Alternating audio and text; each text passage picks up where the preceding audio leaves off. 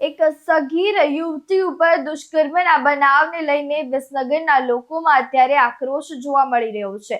14 વર્ષની સગીર દીકરી ઉપર 6 નરાધમો દ્વારા દુષ્કર્મ આચરવામાં આવ્યું હતું, જેની ફરિયાદ વિસનગર પોલીસ સ્ટેશનમાં નોંધવામાં આવી હતી।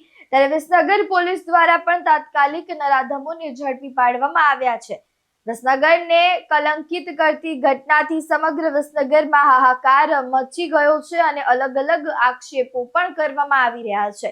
વધુમાં વધુ કડક સજા મળે તેવી લોક માંગ ઉઠવા પામી હતી। ત્યારે આ ઘટનાથી વિસનગરના સ્થાનિક લોકોમાં આક્રોશ જોવા મળી રહ્યો છે। વારંવાર અમુક લુખ્ખા તત્વો દ્વારા વિસનગરમાં સામાજિક કાર્ય કરી દૂષણ ફેલાવવામાં આવી રહ્યું છે, જેને લઈને પ્રજાજનોમાં આક્રોશ જોવા મળી રહ્યો છે। પ્રજા વચ્ચે આક્રોશ તો પૂરેપૂરો જ છે। આખું વિસનગર હિટકે ચડ્યું છે, પણ આ એક છોકરીનો બનાવ નથી। એની ઊંડાણપૂર્વક પૂરી ઝીણવટભરી તપાસ કરવામાં આવે તો ઘણી છોકરીઓનો રેકોર્ડ ને આ લોકોએ ગેંગરેપ કર્યા, વારેગરથી સામૂહિક બળાત્કાર કર્યા છે અને આના વિડીયો બનાવ્યા છે, બરાબર, અને બ્લેકમેલ કરવાના ધંધા કરે છે। આ લોકો કેવા તત્વો છે? અસામાજિક તત્વો જે બહુ માથાભારે કહેવાય ને રહ્યા છે।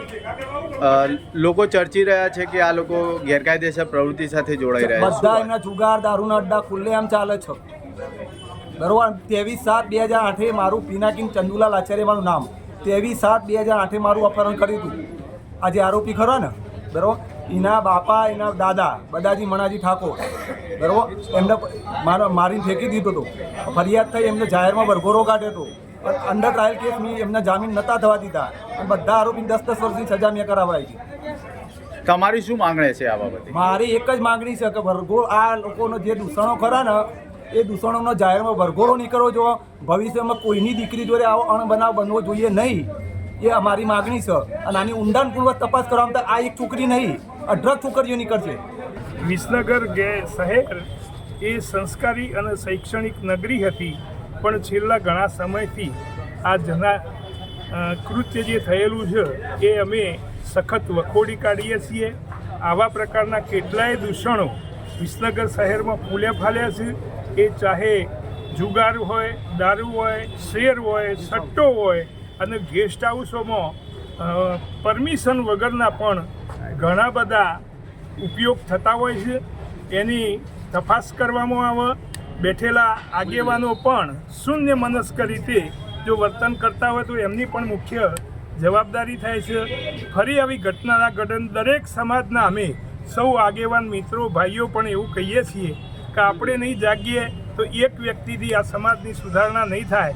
અને અમને જે આરોપીઓની પોલીસ કાર્યવાહી બહુ તુરંત અમારી જાણ પ્રમાણે કરવામાં આવી છે, અમે પ્રશંસનીય વાત કરીએ છીએ। પણ એની મિલકતોને પણ જમીન દોસ્ત જેમ આપણા જે ઉપયોગ કરી અને જમીન દોસ્ત કરતા હોય બુલડોઝર બાબાની જેમ કામ કરવું પડશે, નહીંતર આ ફૂલી ફાલશે તો સામાન્ય જનતા, ગરીબ લોકોનો અવાજ પોલીસ સ્ટેશન સુધી પણ નહીં પહોંચે અને નેતાઓના તો બેરા કાન થઈ ગયેલા છે। આ વિસનગરનું નખોદ કાઢવા નીકળ્યા હોય એવા પ્રકારનું વર્તન ચાલી રહ્યું છે।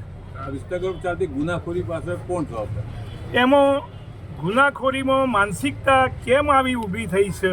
એટલે જ્યાં કોઈ લીડર ના હોય, કોઈનું નેતૃત્વ ના હોય, કોઈ સમાજની સુરક્ષાનો પ્રશ્ન આવતો હોય તો સૌથી પહેલાં તો નેતાએ જાગવું જોઈએ। અને એ આપણા લોકશાહી ડબે ચૂંટાયેલા હોય, યા તો કોઈ એસોસિએશનના આગેવાનો હોય, કોઈ જ્ઞાતિ જાતિના પ્રમુખો હોય, એ બધાએ પણ જાગૃત થવું પડશે।